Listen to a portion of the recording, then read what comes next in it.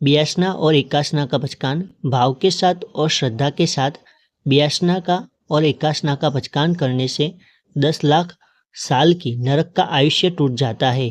पचकान के लास्ट में वोसीराई आए तब वोसीरा में बोलना है।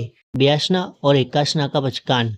उगय सूर्य नमुकार संयम पोर्सिम साडपोर्सिम मुठ्ठी संयम पच्चक खाई।